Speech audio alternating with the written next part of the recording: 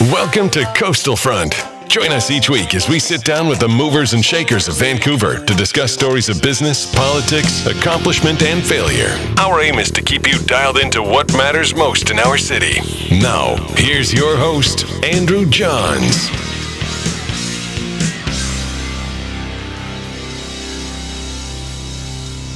All right, great. Here we are with Neil Belenkie, Mayor of Belcarra. Thank you for having me. The grand town of Belcarra, or Village of Belcarra. The Davos of British Columbia.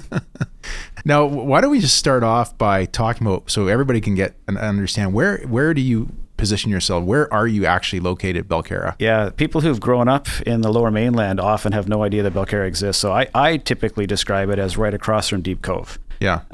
Getting more granular for someone who hasn't been to the North Shore, who can't handle the traffic to get over to the North Shore often enough. I explained that we're north of Port Moody. There's a forested peninsula of land that juts into Indian Arm. That's us. Yeah. Yeah. Okay. And how many residents live in Belcarra today?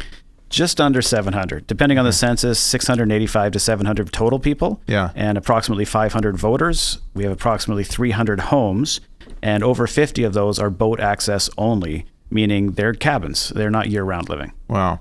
Well, this is going to be very important when we get to the topic of the vacancy and speculation tax issue, which is one of the main reasons why you're here. You're a village, right? Yes. What is the difference between a town, a village, a city? Do you know? Well, I know villages are best. I can't speak to whether or not being biased at all. No, it's very biased. But in a set number of one, I would 100% of the time say that villages are better. Yeah. I'm sure it's done by size. Yeah. And so I would expect at a resident count rather than a property count. A resident count would at some point mean you become a township, maybe next. Yeah. It's never going to happen for Belcarra. Okay. Belcarra is really constrained for potential development in that there's no property left yet to be developed in Belcarra. Okay. It's all been built on a long time ago. We're not going to be able to become a thriving metropolis beyond the village moniker we currently enjoy. You live in Belcarra, obviously. I do. For you to commute to Vancouver, just to give a sense to listeners, from somebody who might be used to commuting from Surrey or West Vancouver or anywhere else, how long does it take you, normal traffic, weekday traffic, how long does it take you to get from your home to downtown? That's a good question.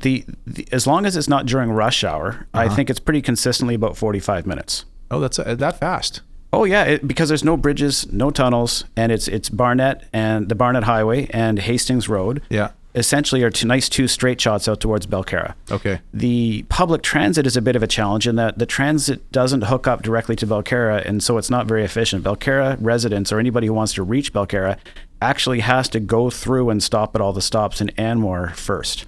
So Port Moody is the connector to the main line. Okay. And Belcarra, despite being a neighbor of Port Moody, is required to go all the way through Anmore to be able to connect to the mainline transit. So this actually leads to one of the reasons why we don't have much of a rental issue is because renters, especially if they don't have vehicles, it's an insufficient medium for being able to travel. And so you have to really have a car or a car and a boat if you're going to live in Belcarra. Right. Yeah. Because as you mentioned earlier, a number of your residences can only access their cabins with no potable water. Yeah, they run the power off of propane, for example, that's set up by boats. You can't get insurance for the cabins for renters, and they're seasonal. You know, they're not intended to be used in the winter. And besides the big waves, it would be dangerous to get it back and forth. Yeah, wow, amazing.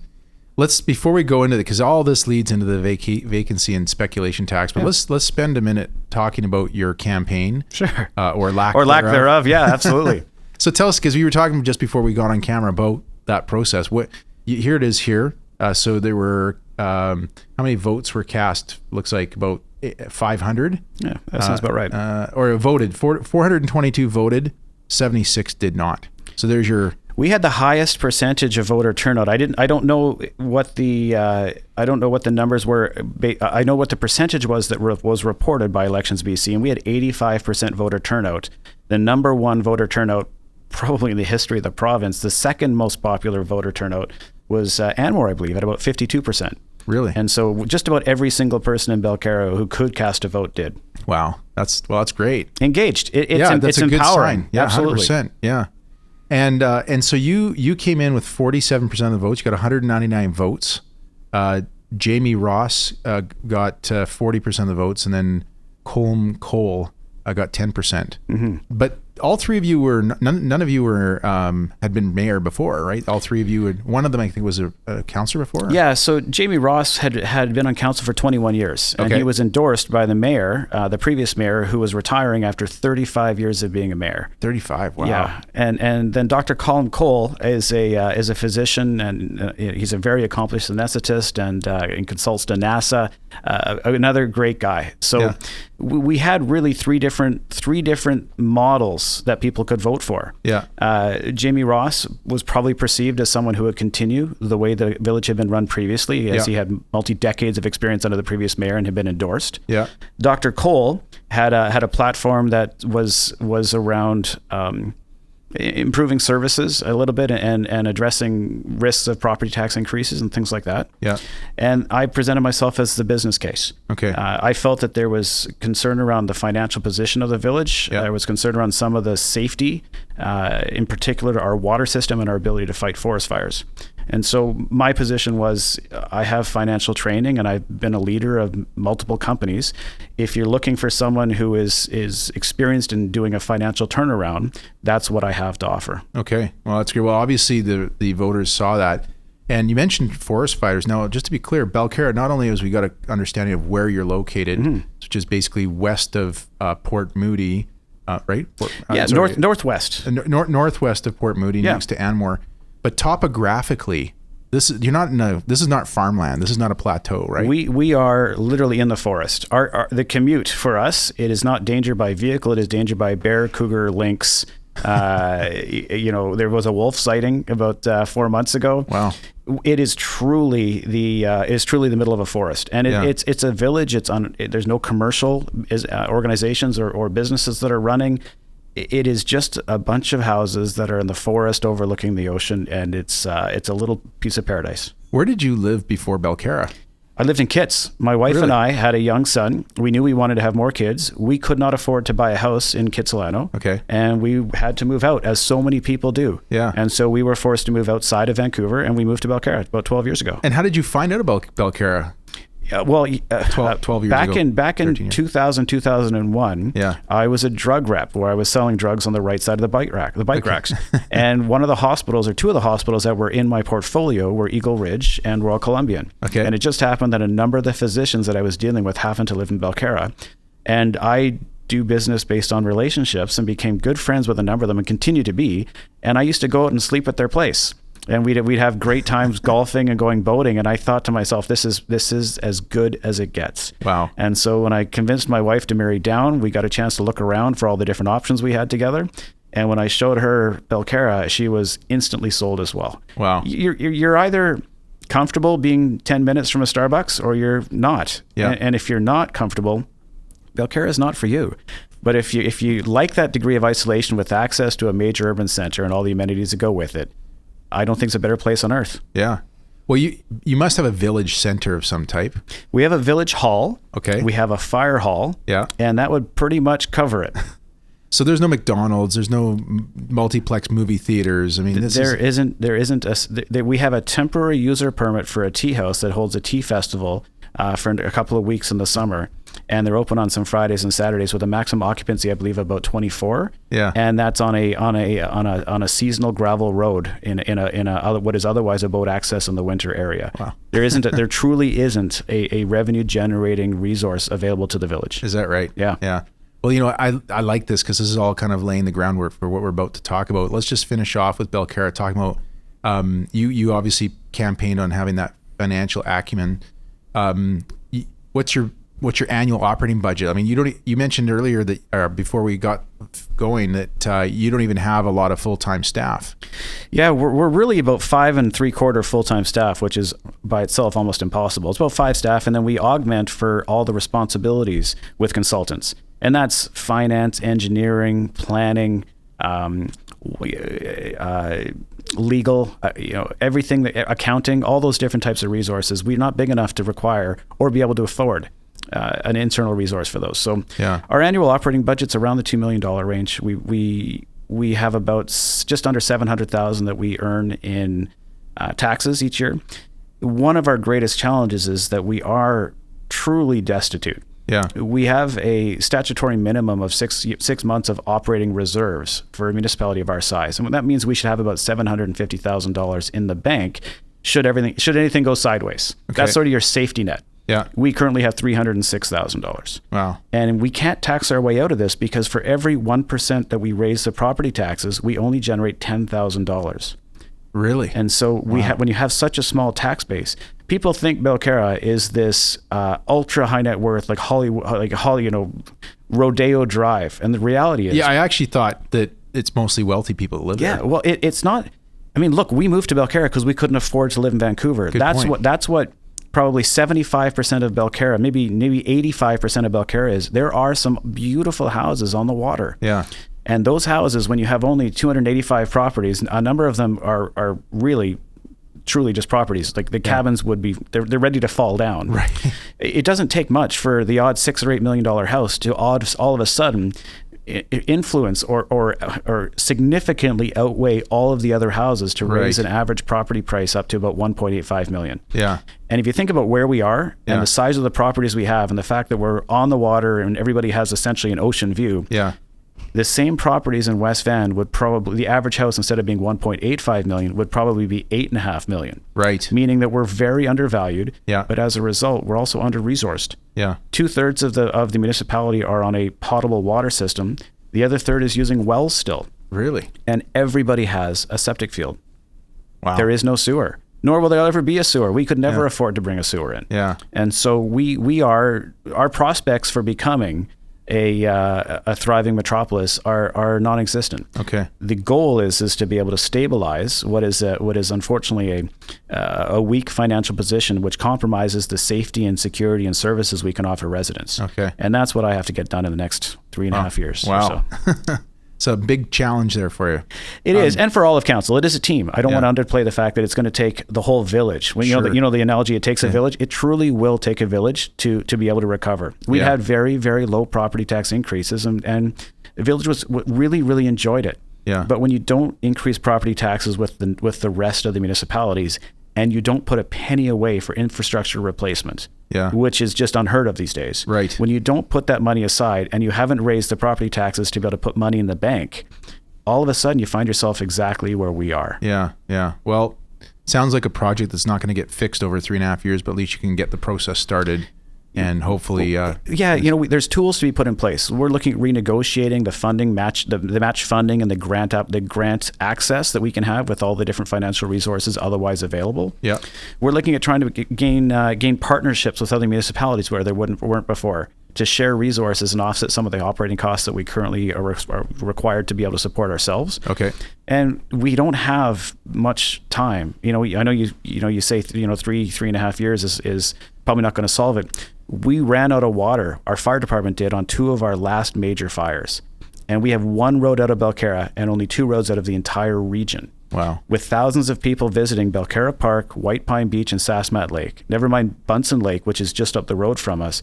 When the next fire hits, that running out of water may be the reason we can't even protect an evacuation. Wow. So this is an urgent, not a hobby requirement for us. Okay, that's good. Well, thanks for explaining that part. I mean, that's an important message for those people who are listening to understand, especially if they're in a decision-making role to help support you guys financially. We always appreciate it, but we don't expect that there's going to be a lot of sympathy when you see the weighted average of values for the homes. So we know we have to take care of ourselves. Yeah, fair enough.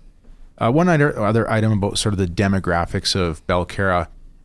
There's just so few residents, and I believe I've heard you before say that a lot of these residences are multi-generation properties because they're not actually full-time residents. Believe it or not, the multi-generation ones are the ones that are being affected by the spec tax because they're the ones that are handed down as family legacies. Right. The houses are all being lived in.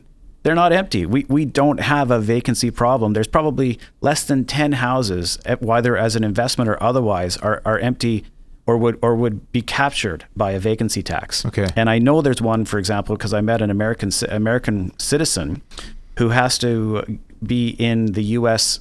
or they can't be in Canada more than 6 months less a day. Right. Now she considers her house in Belcarra as her primary residence, and it's where all her closest friends live.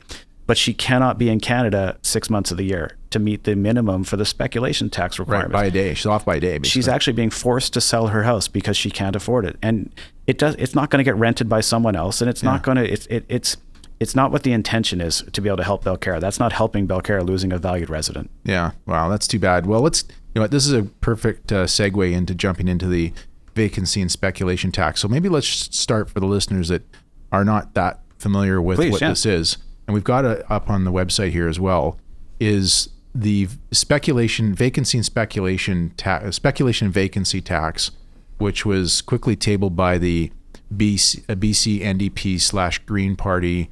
They're not technically a coalition, but a lot of people, just for easier terms, call it a coalition government, came out with this proposal. Well, actually, it was the NDP. I mean, they proposed... It's their 30-point plan. Yeah, right. I think it was point number 30, actually. Right. And 29-point plan didn't sound good enough.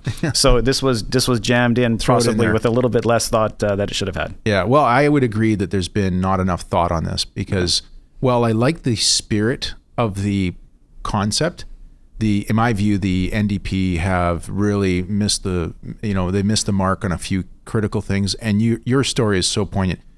So just to be clear for the listeners, what this is the idea is, in spirit, is to try and get more homes occupied by people that are otherwise just sitting empty. Yes.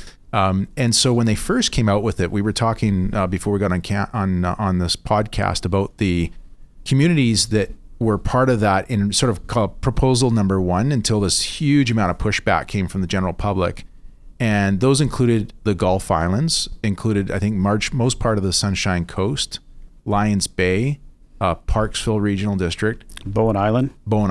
Yeah. And then the government came out with a sort of second proposal where they nixed a bunch of those locations. Well, I think those ones all survived. I think the ones that you've just listed. Yeah. So those ones survived. I think that there had been talk of a bunch of other locations that were not accepted into that first cut, and a second cut never materialized. Yeah. That was where we put our application in to be considered in advance of the actual bills going out. Right. That we would meet any criteria any of those other locations had met in order to be excluded. Yeah. And that exemption criteria, as innocuous as it seems, we still meet it, and we weren't exempted. Yeah. The reasons that we weren't exempted were inaccurate in all the communications that these residents have had and that I've had. Things like that we're part of Metro Vancouver, so you can't be exempted if you're part of Metro Vancouver. But Bowen Island and Lions Bay are both part of Metro Vancouver, and they were exempted. Right. And then there was the argument that we're closer to Vancouver than Lions Bay, and we're not. We're actually 8 minutes closer. Sorry, we're 8 minutes further away from Vancouver if you use Google Maps than Lions Bay is. Right. And so each of the different criteria they kept coming up with was obvious a defensive mechanism to try to explain what hadn't just been something they were willing to do in the first place. Sure. Well, this is as a non-political person, as just an average guy, I feel like one of the problems with politicians. Yeah. And there's no knock against yourself. I know you're not really a politician. I'm no politician. I have the job of a politician, but I certainly don't self-identify as one. But when they make a mistake, they just seem to not be able to admit and just move on. I mean, a great business person will recognize a mistake they've made. They'll admit it and move on. This is what sucks the life out of me as a first-time politician. I'm using air quotes as I talk on the podcast. Yeah. They have already exempted other municipalities. So they'd already set the standard for an exemption. It wouldn't have been breaking a seal in order to exempt one more. Yeah. They also know that we're not who they're looking for. The NDP team, they told me to my face that we are collateral damage. And the problem with politics is that we don't have enough voters to matter, because doing the right thing itself no longer matters when you get into politics. Right. And that's what I find just like soul destroying. Sure. I deal with the rest of the mayors in the Lower Mainland all the time. And I truly believe each of them are doing the very, very best they can for each of the municipalities. I may not agree with how they're doing it, but I think they really are trying to do their best job. There's something when you get into the party structure and provincial and federal.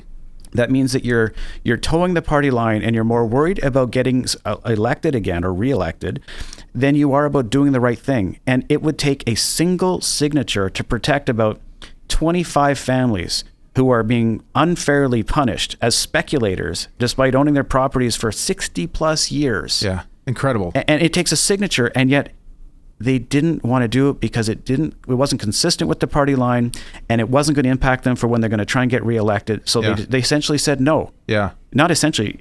They refused to say no.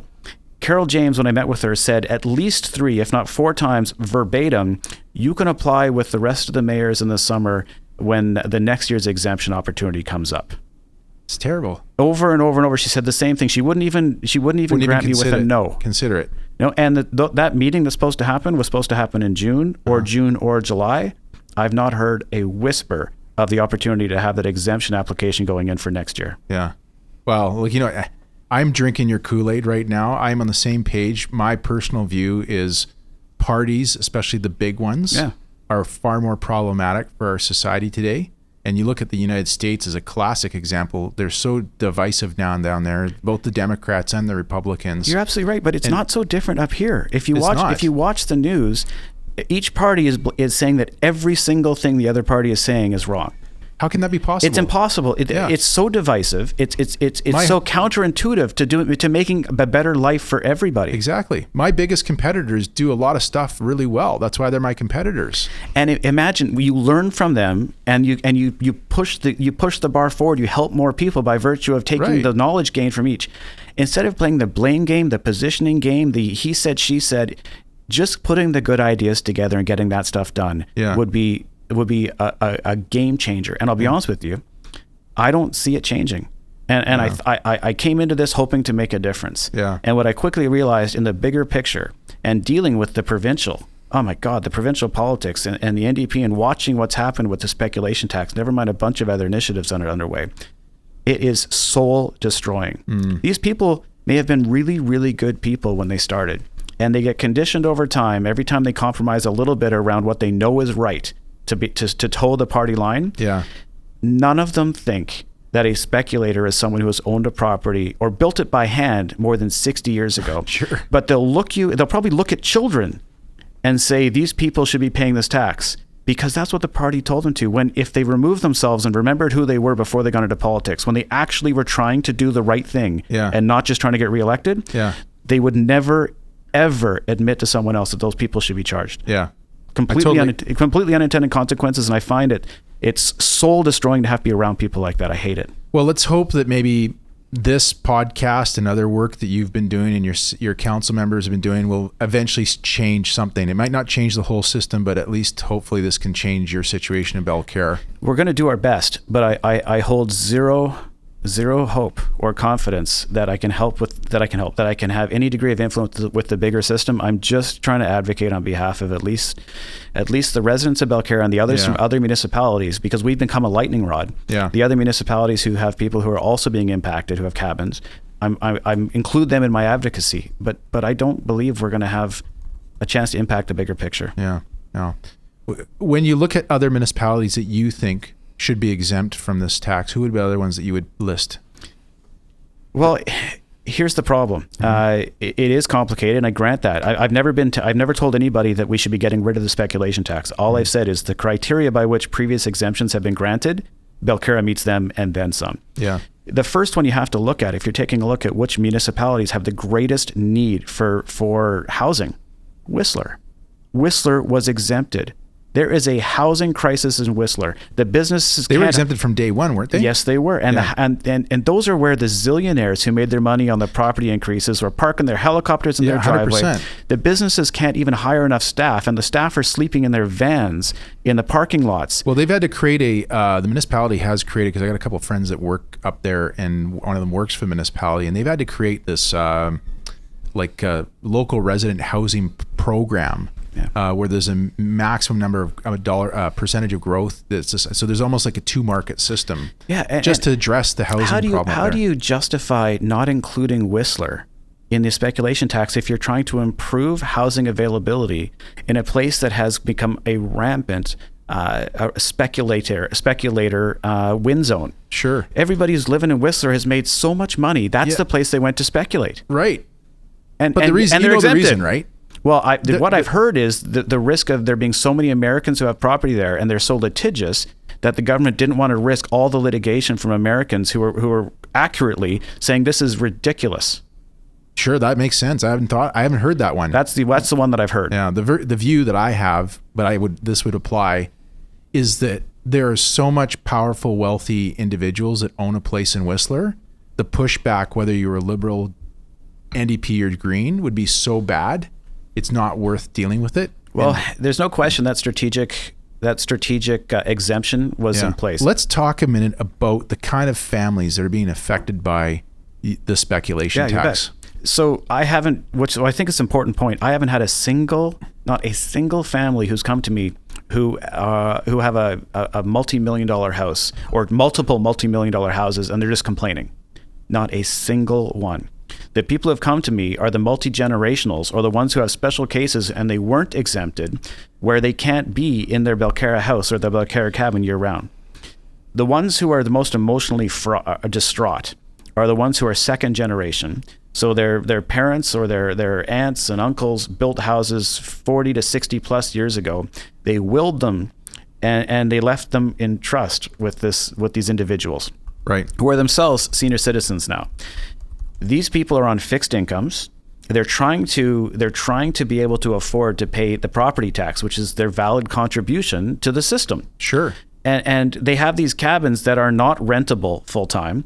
They're not used full-time, but they are the family heirloom where all of the family is intended to gather. Yeah. I mean, lots of memories. For anybody who has kids, imagine the goal. I certainly can. The goal of being able to leave to my children and my grandchildren and their children a place where the family gets together, where it's in the outdoors, reminds them about relationships rather than technology, and that's the heirloom that is supposed to be protected for everybody to enjoy forever. Yeah, there's taxes that are being paid on it. There's infrastructure. Like, they are doing their part, but they've had them for like 60 plus years. Yeah, these are the people who are on these fixed incomes who have so much trouble being able to afford the speculation tax.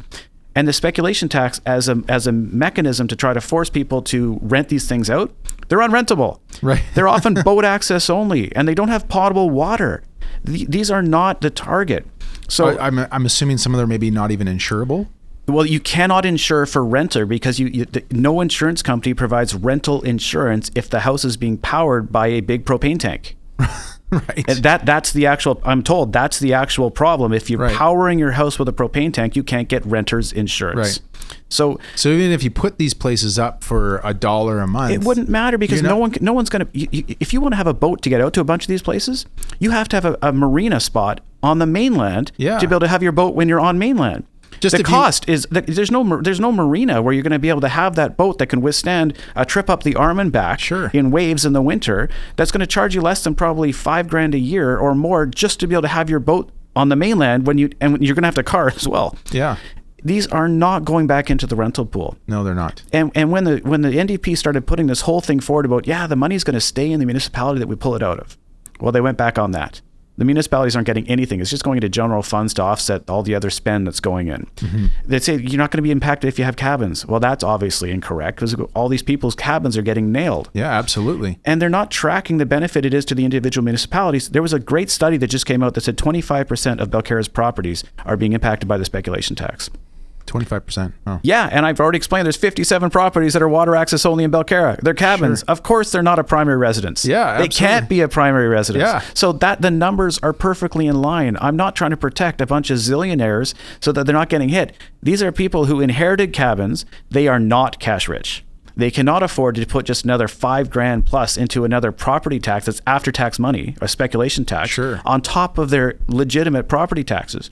So this is a devastating thing, far more devastating than it would have been to Whistler or proper cities like a Parksville or a Lions Bay or a Bowen Island. Absolutely. It obviously gets me angry. Let's talk. Yeah, of course. Well, I love the passion. This is great. And this is why I have you here, because I think it's such it doesn't impact a lot of British Columbians. You're talking about a very small number of families that, are not material. Yes. They don't move the needle on the voting card. Which is why they're discarded. But it's important. That's why we're talking about this. And what I find so interesting, I've never been to Belcarra, but of course I've driven through Lions Bay. It's a beautiful little community. Yes. And to me, there are homes, beautiful homes in Belcarra, homes right on the water that sit empty. No, not in Belcarra. I mean, sorry, Belcarra. I meant to say Lions Bay. Lions Bay. Yeah, sorry, absolutely. Sorry. In Lions Bay that are empty. They are owned by, whether they're British Columbians or somebody else from Canada, somebody from Washington State. and they got themselves removed and you didn't. And like everybody that works in business downtown Vancouver knows somebody that commutes from Lions Bay. Well, I'm assuming they're a larger community, right? They're much larger. Yeah. And they have no boat access only. They're all road access. Right. So I did a we'll call it like an informal forensic on what happened. Uh-huh.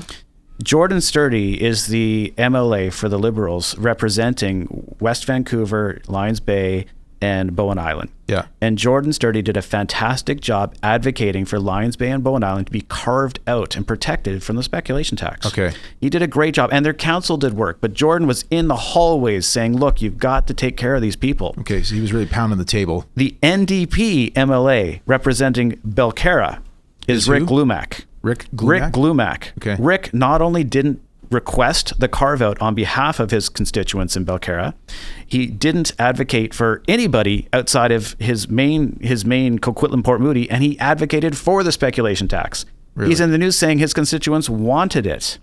Well, he came out on September 29th last year to Belcarra residents and to have an open house conversation about the speculation tax. I don't know how many people showed up. I didn't, because it wasn't impacting me, and I wasn't planning to run for mayor. This was not an issue that I had to deal with. Yeah, exactly. Okay, yeah. So he comes out, has this meeting, and I'm told they gave him a whack of different questions. And he acknowledges he was given a bunch of work he was supposed to come back and answer. He never answered a single question. He never followed up, and he says that all of the records of that meeting have been lost. He has declined to come back and meet with the residents again, refused multiple invitations to come back to meet with the residents again in Belcarra to talk about what the opportunity is for exemption for the speculation tax for next year. He knows he's not going to get kind of warm. But you get my point. He doesn't care. Yeah. He just doesn't care. He's not trying to do the right thing. Yeah. He didn't try to do the right thing in the first place. And this comes back to the entire appeal for exemption that I started with. I said, look, to Carol James, and after having exhausted which didn't take long, my expectations that Rick could help us, please exempt us for the following reasons. And I gave her a binder. Mm-hmm. And the binder had photos and it had maps and it showed exactly where all these cabins were. And I said, this is why they can't be rented. This is why they're not going to benefit the general community, because we're not creating housing by virtue of punishing these people. Yeah. Will you please exempt us? And that's when she kept saying, no, you can apply for an exemption with the other mayors in the summer. Yeah. So when she said no, through that analogy, like 3 or 4 times, I said, you're forcing me to do battle with the NDP. You're forcing me to in order to advocate for my constituents that are being impacted here, you're forcing me to become a pain, and enough of a pain that it's easier to just exempt us and do the right thing than it is just to exempt us in the first place. And she said, you do what you have to do. And I said, you don't understand, like, nobody wins in a war. Sure. I have no desire to go to war. This is the worst possible case scenario, but if I'm going to do my job to advocate for our residents, you're forcing me to go public and become as much trouble as I can just so that you will do the right thing in the first place. Mm-hmm. She said, you do what you have to do.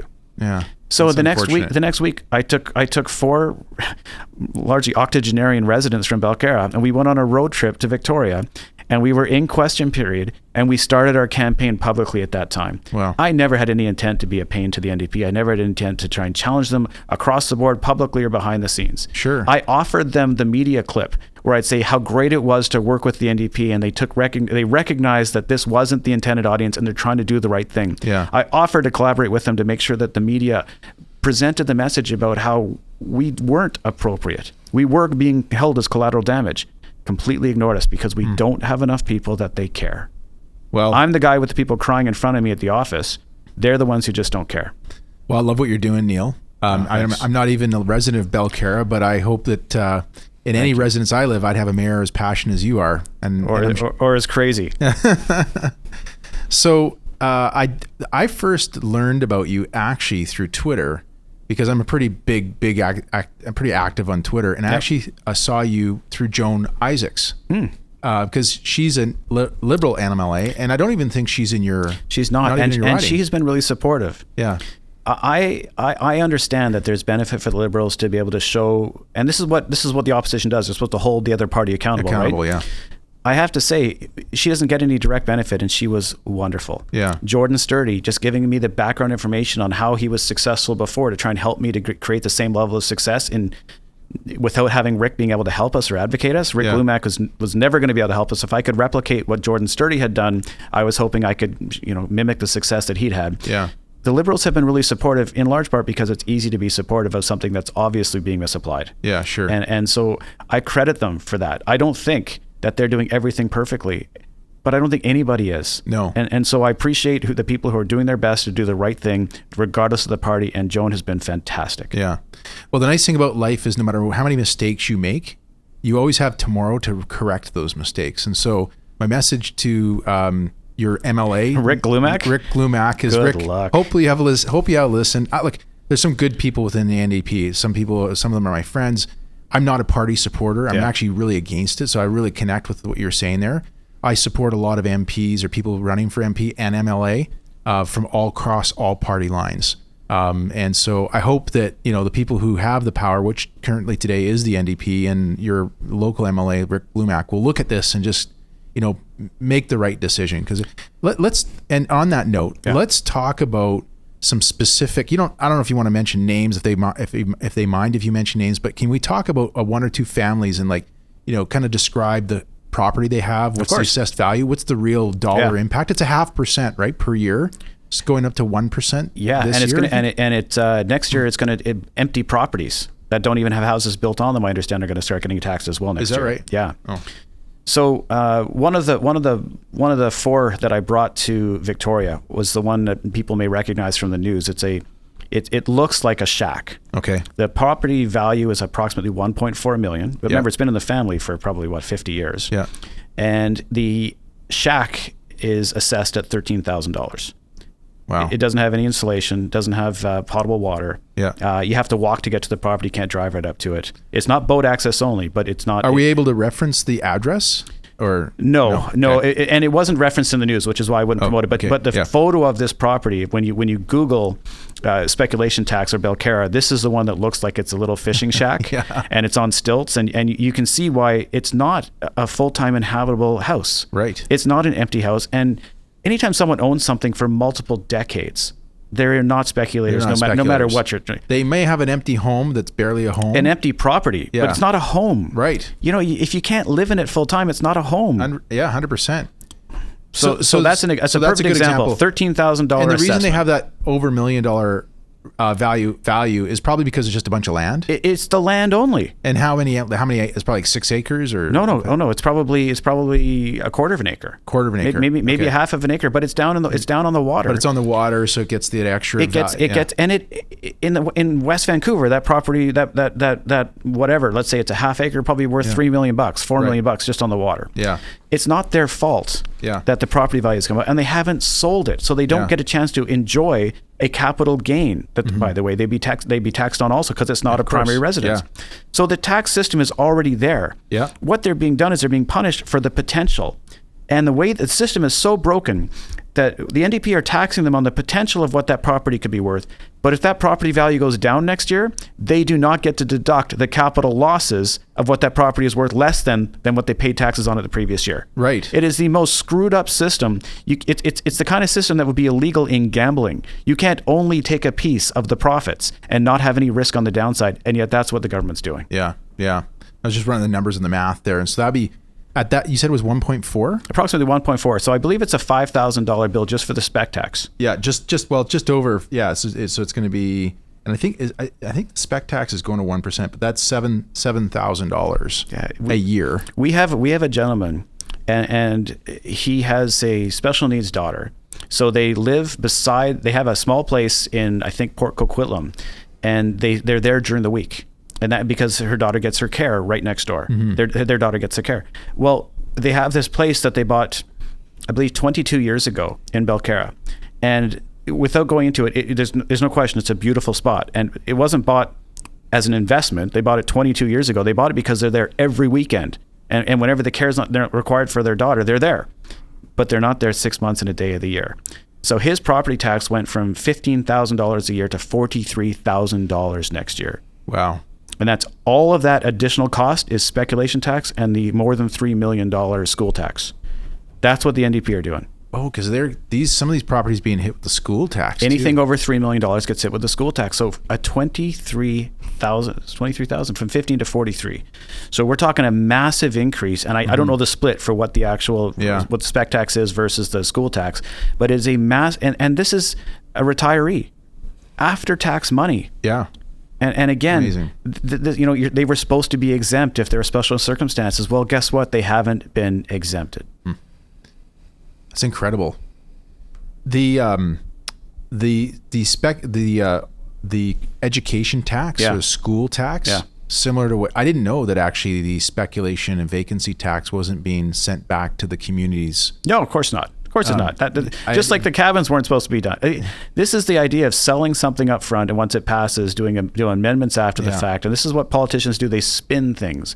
As they drop the electric vehicle incentives right this week, they're spinning it as if more people will get it. Well, no, they're dropping the value so it lasts a little bit longer. It's ridiculous. Yeah.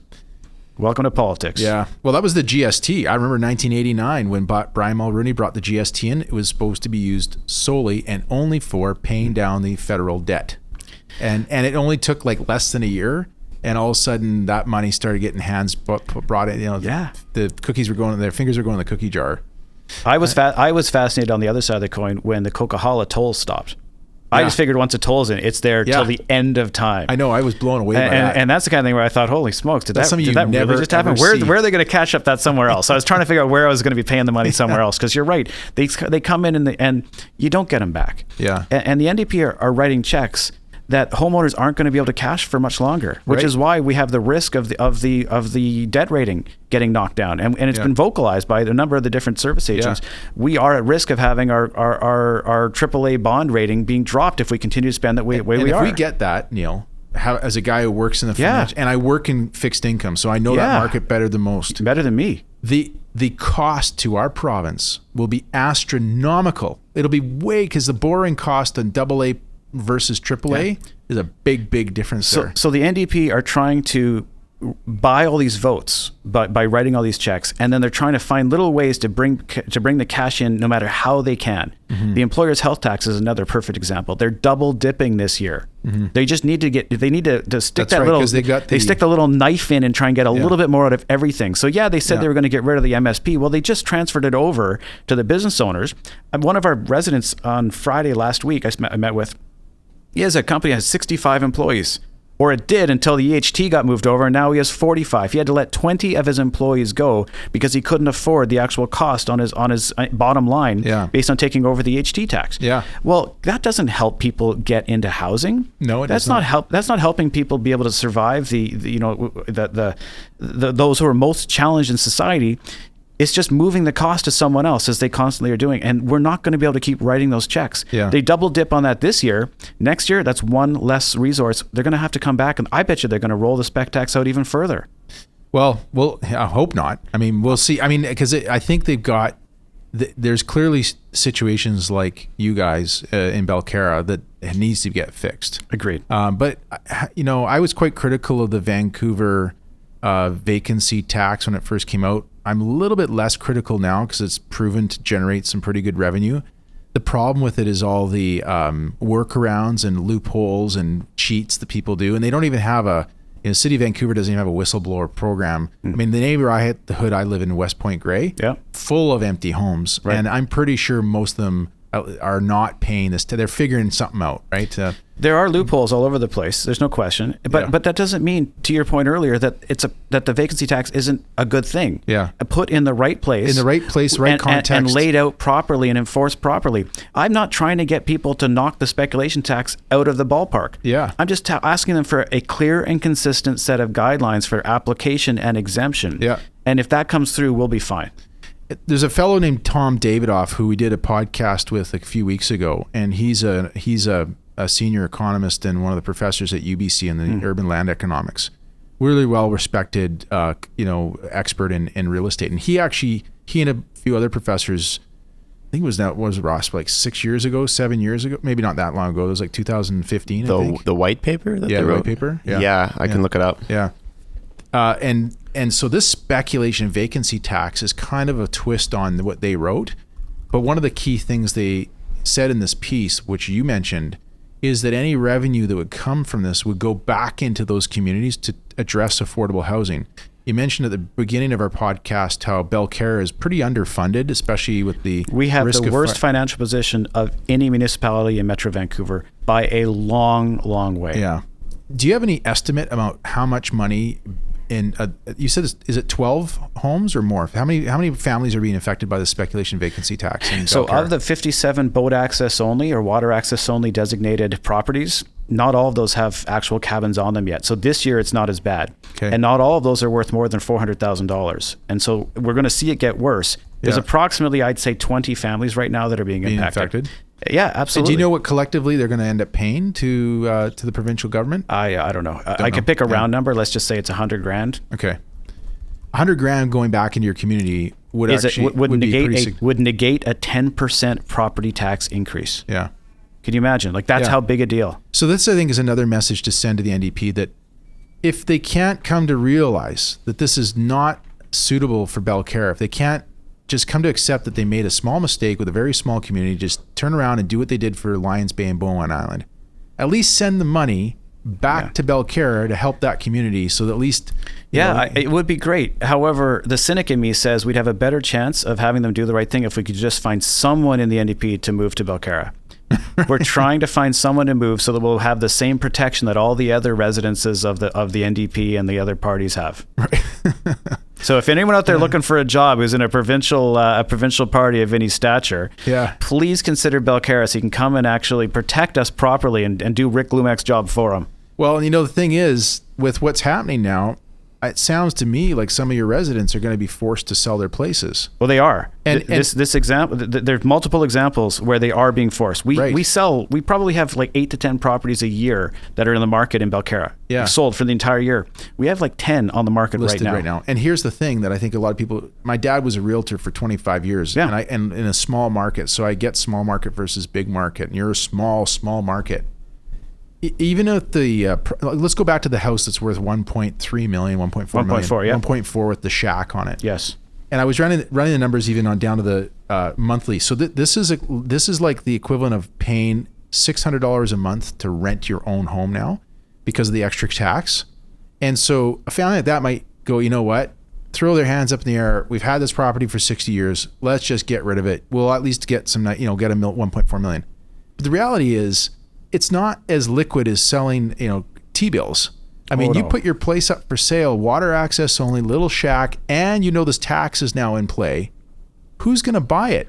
Like the assessed value, and maybe the market value is 1.4, but it might take you 2 years to sell this thing. You're paying the tax while it's on the market. That's to right. Your point. You're paying capital gains to the government when it sells. So you're still contributing the value as everybody does. You're paying property taxes while you currently have it.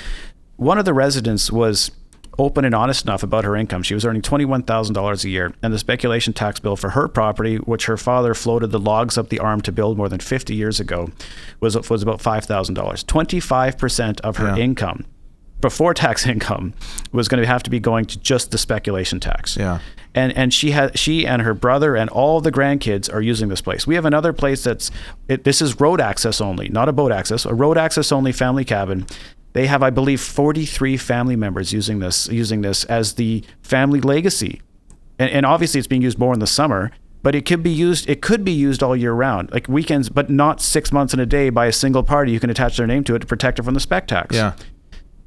That's not who we're trying to punish here. Yeah. They're paying all their taxes. And if you force them to sell that $1.4 million property that you alluded to before, if the capital gains are on 50% of the value, because they probably bought it for $10,000 or less. Yeah, it's going to be most of they're going to end up with probably about $600,000. So they're not these zillionaires that people think they are living in Belcarra, and this is the worst part, the emotional letdown of their deceased, aunts, uncles, parents, that they were trusted to protect this property for the family legacy. Yeah. That's who's being impacted, and they're not solving the homeless problem at the same time, because when that little cabin, which is generous, when that little shanty house is pulled down, the monster house is going to go in there. Sure. And it's not going to be rented. So we lose the history of this great little cabin. Yeah. We lose the benefit of this wonderful individual who's such a close part of our community.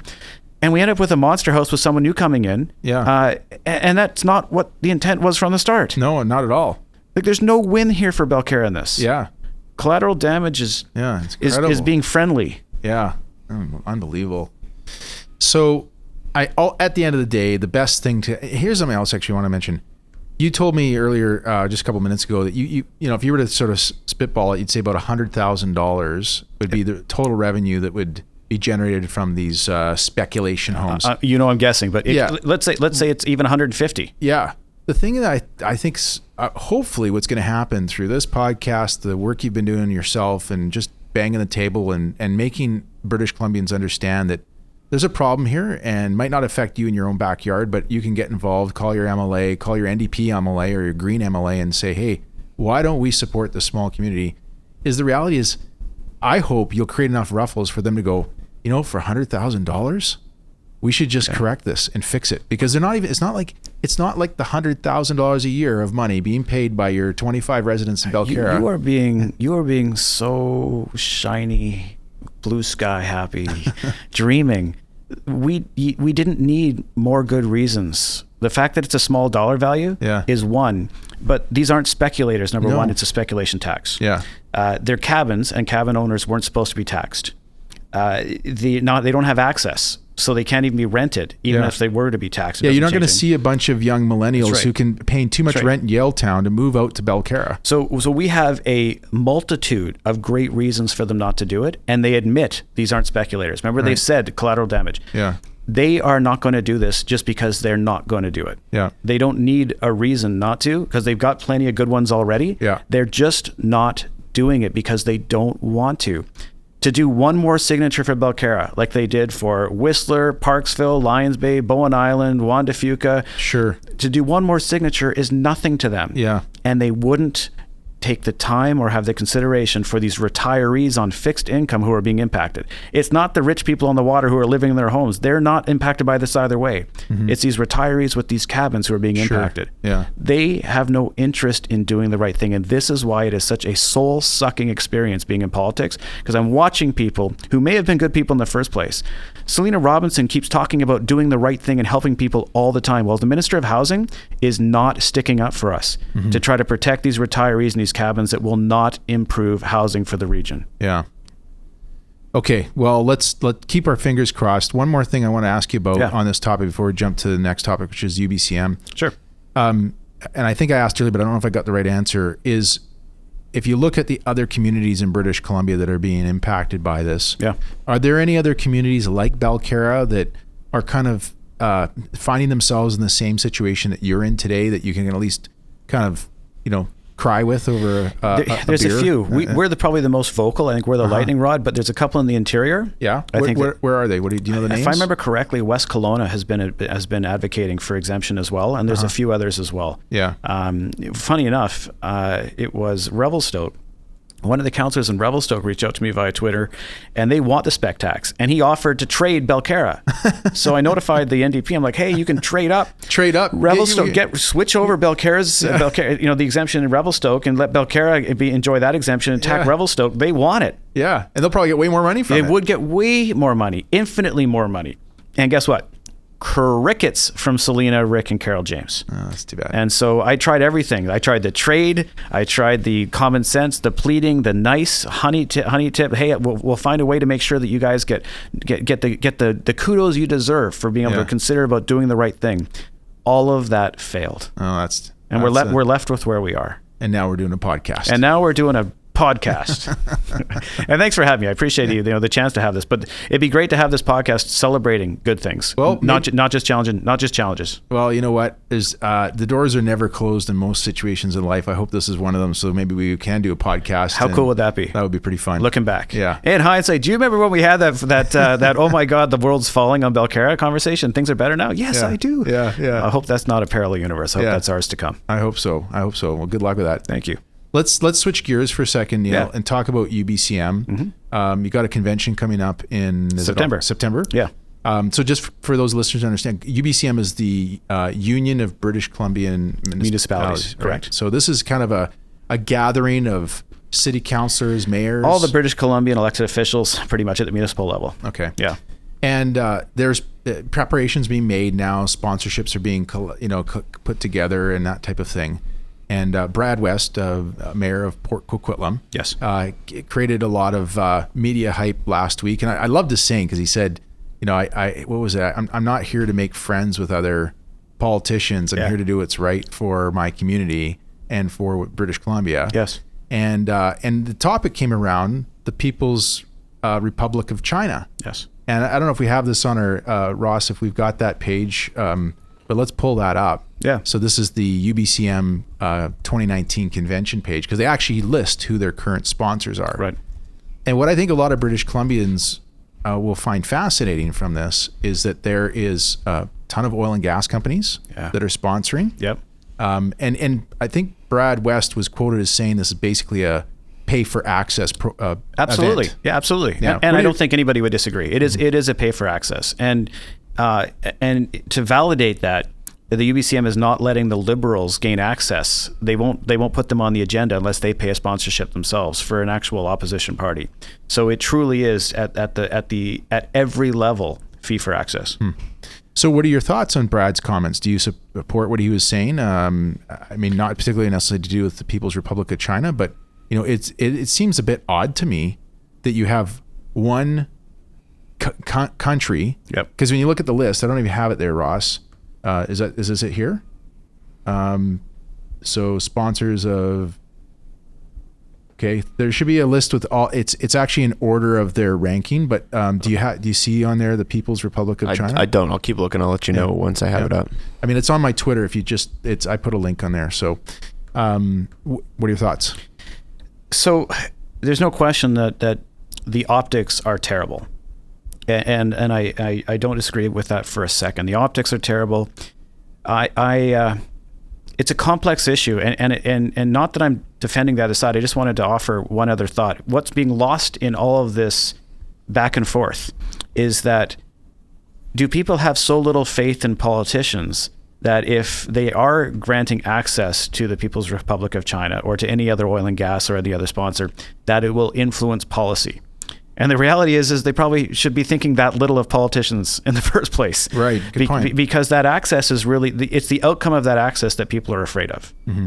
And so if politicians can be skewed or ridden down a rope just by virtue of being able to be across the table from at a reception funded by a sponsor that's in question, then you do have to be careful about who you give access to politicians if there's that much influence available. Yeah.